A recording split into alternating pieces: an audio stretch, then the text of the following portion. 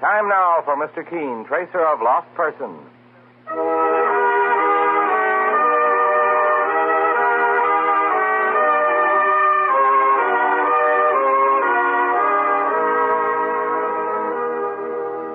Ladies and gentlemen, Anderson and Colinos present Mr. Keen, tracer of lost persons.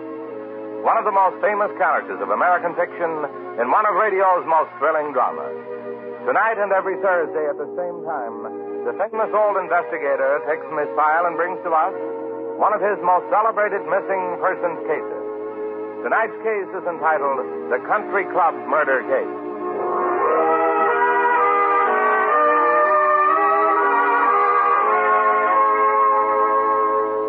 This program is presented for your entertainment by the makers of Anderson, the remarkable tablets that bring such incredibly fast, effective relief from the pain of headaches, neuritis, or neuralgia. Anderson is like a doctor's prescription. That is, it contains not just one, but a combination of medically proven active ingredients in easy-to-take tablet form. In all probability, you, like so many thousands of people, have been given an envelope containing Anderson tablets by your own physician or dentist at some time or another. Then you already know how effective it is. But if you have not, try Anderson the next time you want really fast relief from the pains of headache, neuritis, or neuralgia. You'll be delighted with the result. For most effective relief, use only as directed. Ask for Anderson, spelled A-N-A-C-I-N, at any drug counter today.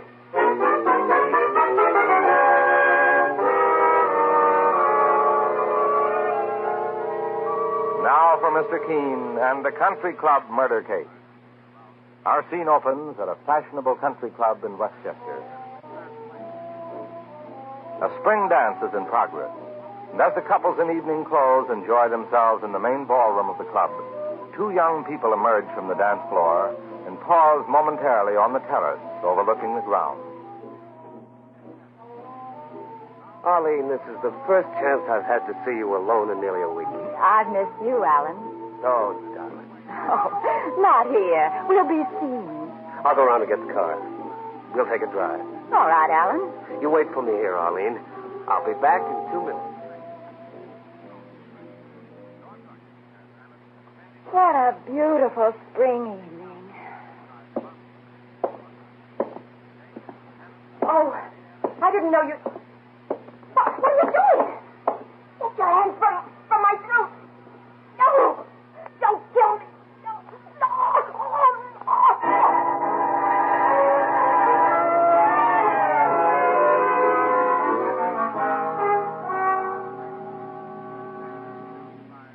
When I got back to the terrace, Mr. Keen, Arlene was dead.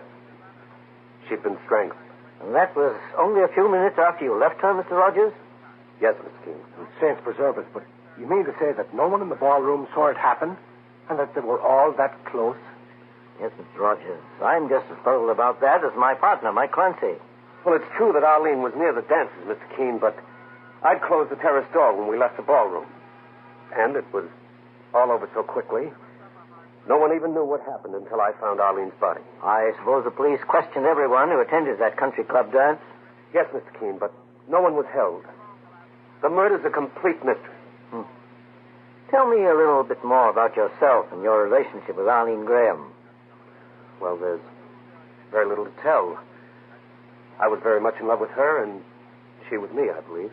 Were you going to marry? Arlene was already married, Mr. Keen. To whom, Mr. Rogers? Chester Graham. A drunkard. He treated her miserably. Arlene was wealthy, and she gave him almost $500,000 to invest in the business. He gambled most of it away. He'd come home drunk, even beat her. Finally, she left him 2 months ago. She was suing for a divorce when she was murdered. Mr. Rogers, was this husband of hers, Chester Graham, at the country club dance where the murder took place? No one saw him there, Mr. Clancy, but he could have sneaked in without being noticed. But the police are looking for Chester now to question. I thought with your help, Mr. Keen, he'd be rounded up a little faster. For my part, I'd like seem to feel that Chester Graham is the most important suspect in this case. Who else would have murdered a girl like Arlene, Mr. Keen? She was gentle, kind, and loyal to her worthless husband. She wouldn't permit me to see her at all until she knew her marriage was ended, and she couldn't ever go back to Chester. Now, you say she had given her husband $500,000 to invest? Yes. In my opinion, Chester only married her for her money. My relationship with her at first was in a business way. I advised her about her investments and security. I see. Up to the time she married Chester Graham, she lived with her guardian, an uncle named Hubert Parker. He's heartbroken over Arlene's death and very bitter about it. Mr. Parker had advised Arlene not to marry Chester. Now he feels as I do that Chester may have had something to do with her murder. Who inherits Arlene Graham's money now that she's dead? I guess Chester, her husband, inherits the money, Mr. Keene. Which could have been another Let's reason. not come to conclusions until we investigate this further, Mr. Rogers. And you'll accept the case, Mr. Keene? You'll try to find Arlene's murderer? Well, yes, of course. Thank you. The loss of Arlene was a great blow to me. I wish I could describe to you how wonderful she was, how forgiving. Forgiving? Do you imply that she forgave you for something, Mr. Rogers? Well, I wasn't thinking of myself exactly, although I did make one bad mistake that she covered for me. Oh, what was that? Oh, it was nothing important. I must insist on having every detail concerning this case, Mr. Rogers. No matter how unimportant it may seem to you. Well, it was just that I advised her badly about an investment once, and she lost some money. But that was long ago, and it's all been forgotten. Mr. Rogers, does anyone know where this Graham feller, her husband, might be hiding out? No, Mr. Clancy, but I suddenly remembered something a moment ago that may be of some help. What was it? On top of Chester Graham's other bad habits, he was deceitful. He was seeing another woman. When Arlene found out about that, it was the last straw. Who is this other woman? Eve Worthing. She's a well-known artist with a studio down in Greenwich Village. Something tells me that Miss Worthing may know where Chester Graham can be found. And we'll make Miss Worthing's studio our first stop, Mike. Okay, boss. Mr. Keene, needless to say, I'll do anything to help you solve this case. I'm going to see that Arlene's murderer pays the full penalty for the crime if it's the last thing I do. You can rest assured that justice will be done eventually, Mr. Rogers. No matter who that murderer turns out to be. You have my address, Mr. Keene. I'll be waiting for you. You'll hear from me shortly. Goodbye, sir. Goodbye, Mr. Clancy. So long. Bye. He seems like a nice young fella to me, Mr. Keene. Yes, Mike, but there are one or two things about his story that started me off on a different track. Meaning what, boss? Well, that bad investment he advised Arlene Graham to make. Alan Rogers didn't want to talk about it too much. Well, now that you mentioned it, I noticed that too, Mr. Keene. In a murder case like this, it's always wise to keep an eye on everyone, Mike, including our client. Well, suppose we proceed to Eve Worthing's art studio and see if we can get any information on Chester Graham, who at the moment seems to be suspect number one.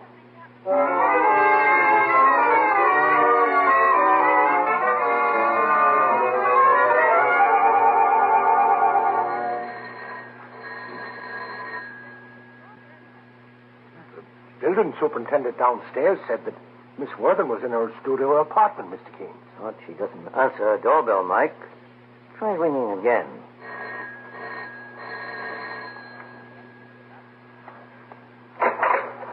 Yes? Are you Miss Eve Worthing? Yes, I am. Well, my name is Keene. This is my partner, Mr. Clancy. Mr. Keene, the great investigator? I was wondering if I could talk to you for a few minutes. May we come in? Well, I can answer your questions out here in the hall. Do you happen to know where I can locate Chester Graham? Chester? What makes you think I know where he is? We understand that you're a friend of his. I haven't seen him in 2 months. Did you know that his wife, Arlene Graham, was murdered last night? His wife murdered? Well, I haven't had a chance to read the papers yet, Mr. Keene. The story hasn't appeared yet. I don't know where Chester is. And what's more, I don't care. I see. Well, thank you for your information, Miss Worthing. Good day. Good day. Sure, and she had guilt written all over her face. Yes, Eve Worthing knows where Chester Graham is, Mike. In my opinion, he's here in her apartment right now. She seemed to be very anxious to keep us out. And what'll we do, sir?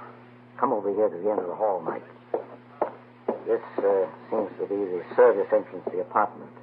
It may be open. Try the door very quietly. It's open, boss. I'll go back to the front door and ring the bell again. When Miss Worthing comes to the door, I'll keep her busy while you get inside and look the place over and see if Chester Graham is there. All right, sir. Be careful now. Graham may be dangerous. I'll be ready for him, Mr. Keene.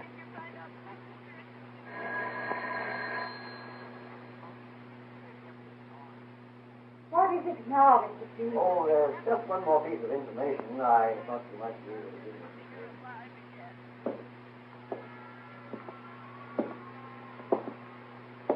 Who's there? Who's in the kitchen? What do you just stay where you are, mister? Don't pull anything. Who are you? The name is Clancy. What's yours? None of your business. Let's see an identification, mister. Get out. Get out before I call the police. Why, sure, I'll call him for you. What? Go on into the studio, Mr. Chester Graham. How did you know? Oh, just call it intuition. I tell you, Mr. Keene, that I don't know where Chester is. Maybe I do, boss. He's right here. Good work, Mike. Miss Worthing, I'm afraid I'll have to insist on coming in, whether you like it or not. Who are you? Name is Keene. And you? Looks as though this fella just doesn't want to talk, boss. It's no use, Chester. They know who you are. You could have kept him out, Eve. You never even tried. Chester. Mr. Graham, I presume you know your wife has been murdered. I won't answer your question, Mr. Keene. I demand to see my lawyer. That demand will be granted. Just as soon as we turn you over to the police. Chester didn't kill Arlene, Mr. Keene. He's been with me all the time. How long has he been hiding here in your apartment, Miss Worthing? He's been here ever Don't since... lie to him, Eve. It'll only get you into trouble. I've only been here for an hour, Mr. Keene. Where were you at 11 last night when your wife was murdered? I don't remember. Sure, and that's not even a good try at an alibi, mister. I tell you, I don't remember. I've been drinking, and I must have fallen asleep somewhere in the park. I'll answer that. Is Miss Eve Worthing here? Yes, she is. It's Arlene's uncle, Hubert Parker. Hubert, Chester Graham. I've been aching for the chance to get my hands on you. You won't get away with this, you murderer, you heartless, drunken killer. Mr. Keene, he's got a I'll gun. kill you. I'll kill you. give me that gun, mister. Stop it. Stop. All right. All right. Let go my arm. That shot hadn't been deflected by Mike Clancy. You yourself would be facing a murder charge right now. I couldn't help it. I just couldn't help it. Who are you? My name is Keene. Mr. Keene, the famous investigator? Then you come here to arrest Chester Graham for murdering my niece, Arlene. I've come here to turn Chester Graham over to the police for questioning, Mr. Parker. As for arresting your niece's killer, I intend to do that, too. As soon as I find out, without the shadow of a doubt, who is responsible for her death.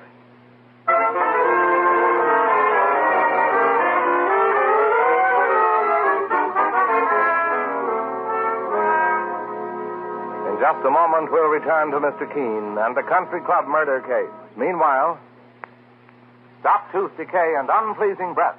Yes, stop tooth decay and unpleasing breath that breeds between the teeth.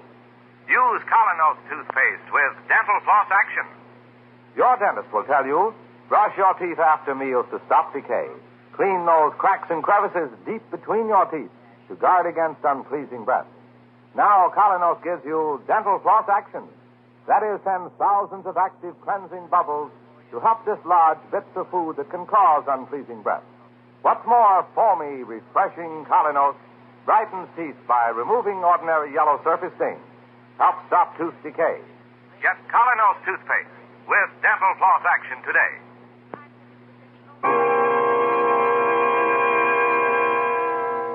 Now back to Mr. Keene and the Country Club murder case.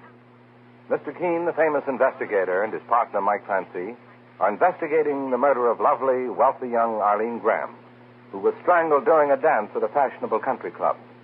Among the suspects is Chester Graham, Arlene's estranged husband, whom Mr. Keene and Mike captured in the apartment of Eve Worthing, a friend of Graham's. Now, Mr. Keene and Mike have returned to their office, and a young man enters. It is Alan Rogers, who was in love with a murdered girl. Boss, here's young Alan Rogers again. Mr. Keene, you found Arlene's husband, Chester Graham? Yes, he's being questioned by the police about the murder of his wife right now, Mr. Rogers. I hope he gets the full penalty. It hasn't been proven yet that he's the murderer. However, the police may want to question you again. Well, I've already talked to them. I told them the truth as I told it to you. I was in love with Arlene, and I handled her business affairs. Very business affairs we're most interested in, Mr. Rogers. That's why I asked you to come back here to my office. Well, What is it you want to know, Mr. Keene? Well, you've told me Arlene Graham was quite wealthy. My partner, Mike Clancy, and I would like to look over her business record. We were wondering if you had them, Mr. Rogers. Why, no, Mr. Clancy. I only advised Arlene in regard to certain investments. I wasn't her accountant. Who was her accountant? She didn't have any, Mr. Keene. At least, not since I knew her. Arlene kept her own records. And how long had you known her, all told? Only a year. I met Arlene just after she married Chester Graham. Did you know her uncle, Hubert Parker? Only slightly. What kind of a man is he? He's a very pleasant old gentleman, well-liked. I'm sure he didn't act like that a couple of hours ago. What do you mean, Mr. Clancy? He attempted to kill Chester Graham in Eve Worthing's apartment. Really, Mr. Keene? Well, I don't blame him. Mr. Parker loved his niece, Arlene. I might have lost my head, too, if I'd come face-to-face with Graham. Fortunately, Mr. Parker realized what he had done. Chester Graham refused to press charges against him. He'd be a fine one to press charges against anybody, Mr. Keene. Mr. Rogers, you still feel pretty certain that Chester Graham killed his wife? Yes, I do. He wasn't seen at the country club where she was strangled. But he was a member of the club. He could have walked in. Was that dance restricted to members only, Mr. Rogers? Yes. We have a closed membership now, Mr. Keene. Only 70 people. It's a young people's club. I'd say that no member was over 40 years of age. It's a good point to remember, Mike.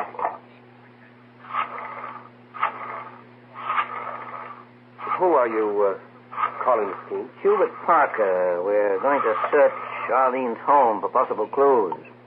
She hasn't lived with her uncle since her marriage. I know. We've gotten the key to her home from her husband, Chester Graham.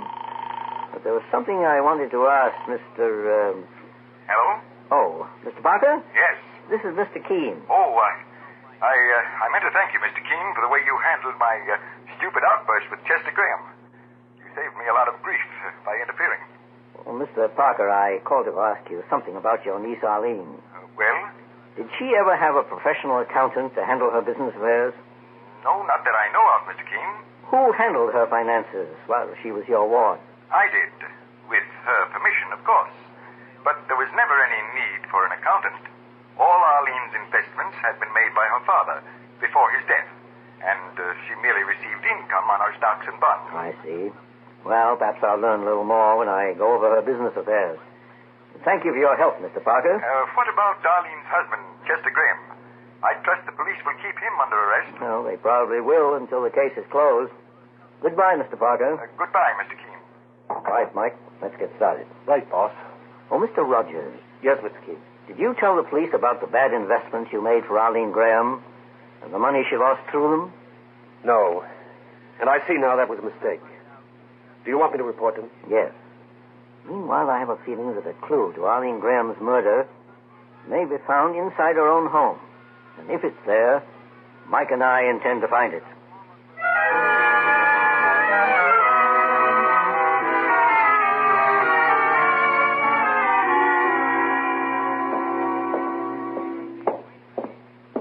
Well, this is a beautiful house, Mr. Keene. Arlene Graham was sure wealthy. Yes, she was, Mike. This room here must be the study. Let's go in. There must be a light switch in this room, Mr. Keene. Come on, Mike. Don't put the lights on yet. Boss, someone's in the next room. Yes, this house is supposed to be empty. Let's find out who else is interested in Arlene Graham's private affairs. Mr. Keene, What are you doing here, Miss Worthing? nothing. I mean... Eve Worthing came in through that open window, boss. Yes, Mike, a rather unusual way to make a casual visit. I refuse to discuss it, Mr. Here, Keene. not so fast, lady. How dare you stand in my way? I suggest we dispense with the act, Miss Worthing. I can turn you into the police for housebreaking, if for no other reason. Very well, do it. Perhaps I will. After I find out why you've come here to Arlene Graham's home, I'll take that knitting bag you're holding, if you please. No. Turn it over, lady, or I'll have to take it away from you. Oh, I've ruined everything. I should never have started this. The knitting bag, please. Here.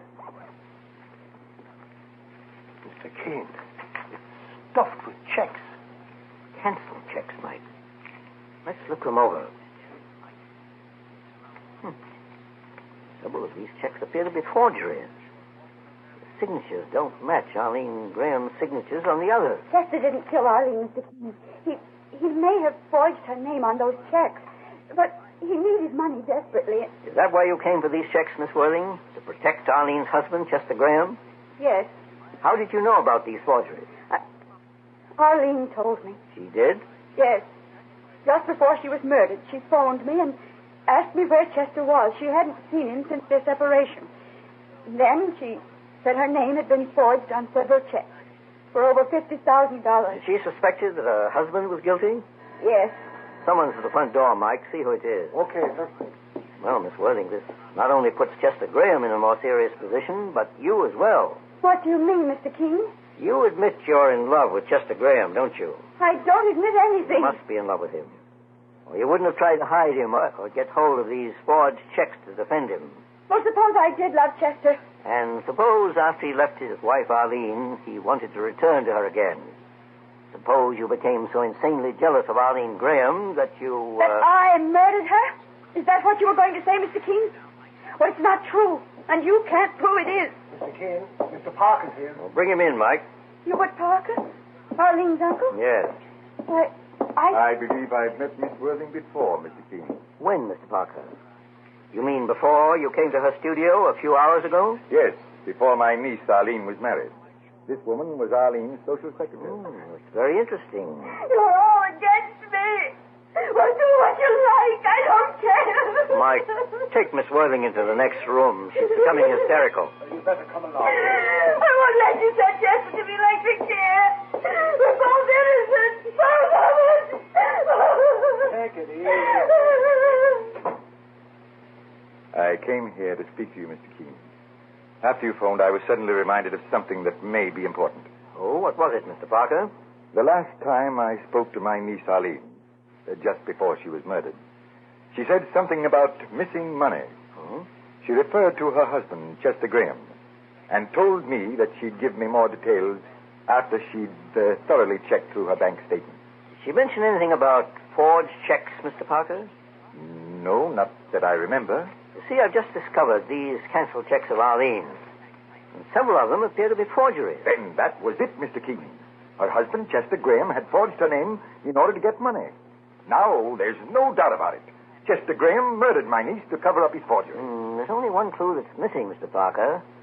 No one saw Chester Graham in the vicinity of the country club on the night of the murder. I saw him there. You? I dropped in for a few moments during the dance and saw him in the foyer. Were you a member of that country club, Mr. Parker? Why, yes, Mr. King. Miss Worthing is lying down on the couch inside, boss, crying like a baby. In spite of everything, I'm beginning to feel kind of sorry for her. Well, she has nothing to worry about, Mike. I know now who murdered Arlene Graham. You know who murdered my niece? Who, Mr. King? First, let me ask you one more question, Mr. Parker. Is Chester Graham left-handed? Why, I don't think so. Neither is Eve Worthing. But you are. Huh? I noticed that when you fired a gun at Chester Graham. Well, what's that got to do with anything? Because it was a left-handed person who forged those checks. The handwriting of a left-handed person often slants in a different way from a right-handed person. Mr. King, are you accusing me of murdering my niece? I am, Mr. Parker. What rot. You must be crazy. I have several other pieces of evidence. One thing you said, you were a member of that country club. As they have no members over 40, and you're obviously older than that, I knew you were lying. Which makes me believe that you lied about several other things as well. For instance? You were at the country club, all right, but you didn't see Chester Graham there. You sneaked in unnoticed in some way and strangled your niece. Then, to base a case against Chester, you tried to testify you saw him at the club. That still isn't final proof against me, King. You knew your niece had discovered the forgeries of her checks, and that she tried to turn you into the police. That's why you decided to murder her. No, that's a lie. And her recent disagreement with her husband gave you a perfect chance. Chester Graham's bad habits are well known. You thought he'd be blamed for the murder and forgeries, too. You're crazy, King. You don't know what you're talking about. In my opinion, Mr. Parker, you made a mistake and didn't know it. A mistake? Actually, Arlene believed her husband did forge those checks, but you thought she suspected you. Arlene could have discovered the truth if she learned what I did in examining these canceled checks. And what was that? 2 of these checks are dated back 2 years, long before Arlene was married. She was living with you at that time, Mr. Parker. And you were helping yourself to her fortune by forging her name. Sure, look at it, Mr. Keene. He's turning pale. Yes, Mike. Parker, it won't take me long to prove these forgeries are yours. Go through his wallet, Mike. If he has a driver's license with his own signature on it, we'll compare it with one of these forged checks. That won't be necessary, Mr. Keene. I'm afraid you win. I wish I could feel sorry for you, Parker. You're not a young man anymore, and this will finish you.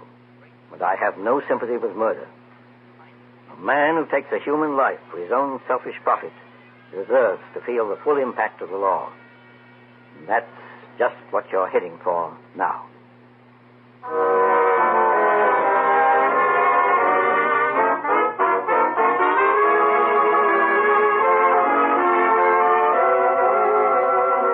And so Mr. Keene finds the solution to the Country Club murder case.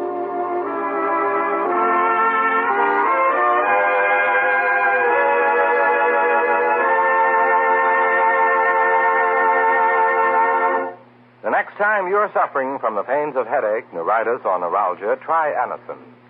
You'll bless the day you heard of this incredibly fast way to relieve these pains. Now, the reason Anacin is so wonderfully fast-acting and effective is this. Anacin is like a doctor's prescription. That is, Anacin contains not just one, but a combination of medically proven active ingredients in easy-to-take tablet form.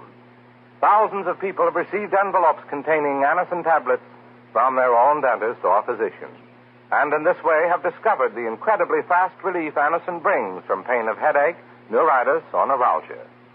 So next time such pains strike, take Anacin. For most effective relief, use only as directed. Your druggist has Anacin in handy boxes of 12 and 30, and economical family-size bottles of 50 and 100. The name is Anacin, A-N-A-C-I-N.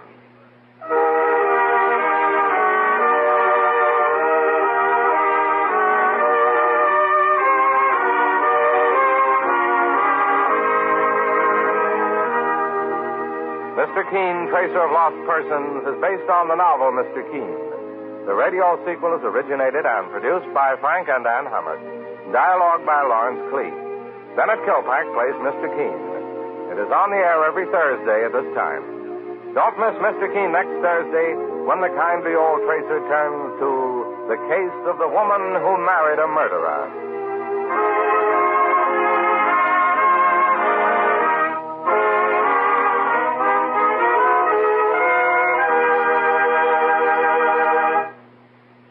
Ever suffer heartburn or upset stomach from acid indigestion? Safe new Bicidol mints, medically proven, quickly rid stomach of that blown-up feeling. Give longer-lasting relief than baking soda. Yes, hours of relief. Bicidol mints not only neutralize, but actually carry away excess stomach acid. Soothe irritated stomach lining. Let you sleep all night long when acid indigestion strikes. Carry new Bicidol mints for fast relief, anywhere, anytime.